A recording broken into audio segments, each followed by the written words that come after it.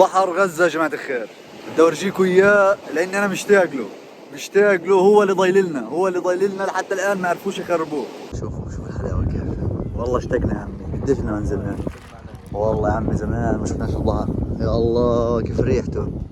بدي اورجيكم الدخون هذا، كنا نشوفه من غزة قريب كثير، يا دوب باين، مش عارف لو شايفينه ولا لا، كان يكون قريب كثير من عنا. راحت الايام، والله راحت الايام الحلوة.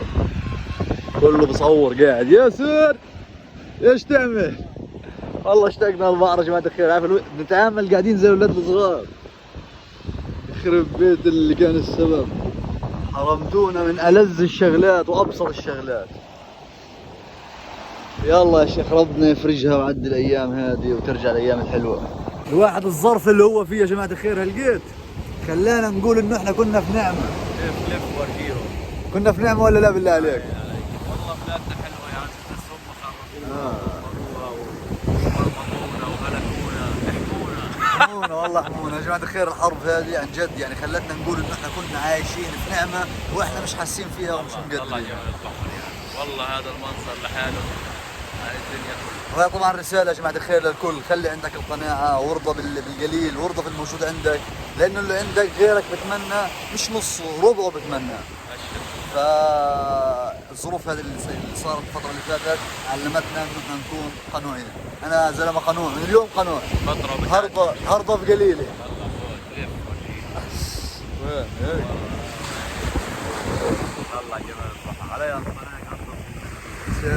لا مش انظف من المالديف يعني، مش لهالدرجة. هذه الحاجة الوحيدة اللي الحرب ما خربتهاش، البحر.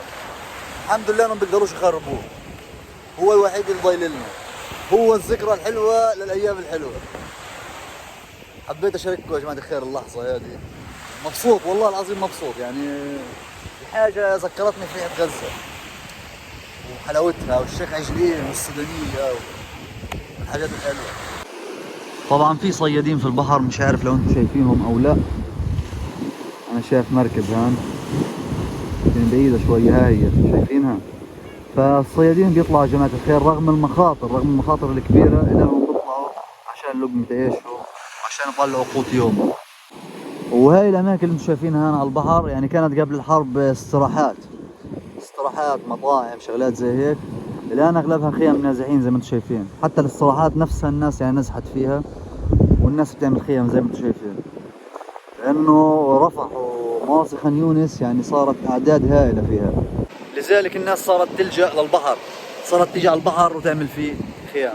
بس لسه حلو، ولسه نظيف، ولسه بدخل القلب هيك زي الايام العاديه. بالمناسبه الحلوه هذه بنقول لكم رمضان على الابواب يعني قرب، مش ضايل له كثير. كل عام وانتم بخير، ينعاد علينا وعليكم ان شاء الله بالصحه وبالسلامه وباليمن وبالبركات، وان شاء الله ازمه بتعدي، وان شاء الله ناخذ اجر الصيام في فلسطين في ارض الرباط. هي يعني الحاجه اللي مأثره علينا يا جماعه الخير انه في رمضان انتم عارفين بتكون في صفر وولايم، بدنا فراخ، بدنا فراخ خات وصورة وشغلات زي هيك. رمضان هذا يكون جفاف يا جماعه الخير يعني. اللحمه والدجاج والصفر. هذا بني ادم حيواني، لسنا نباتيين للغايه. نيجي على البحر هان نجيب على الاستكات، على الفخاد، على الكبابات. الكلام هذا كان قبل 7 اكتوبر. نش بعدين قبل فتره تدوب تلاقي حالك افطرت يا ولد. والله اشتقنا لهالايام يا جماعه الخير، اشتقنا لها. بس ان شاء الله رمضان انا بامن بحاجه واحده، انه رمضان بيجي وخيره بيجي معاه ورزقه بيجي معاه، وربنا ما بيقطعش حدا وبنسناش. نفسيك وانت في ارض رباط وارض مباركه، رمضان الحمد لله كل الحب. الحمد لله ان اجت الحرب هذه وانا في غزه، بحمد الله من فوق، بحمده يا جماعه الخير وبشكره. ففي نهايتها كل عام وانتم بخير، وينعاد علينا وعليكم الصحه والسلامه وحده الله. عايم في اضافات ولا لا؟ خلاص رمضان كريم هذا الكلام. حلو رمضان في غزة أحلى. رمضان في غزة حاجة ثانية، والسر في ايش؟ علب اللحم. التونة حلقونا تونة يا عم، شوفوا فيش غير التونة في المساعدات، شوفوا لكم شيء جديد. السلام عليكم.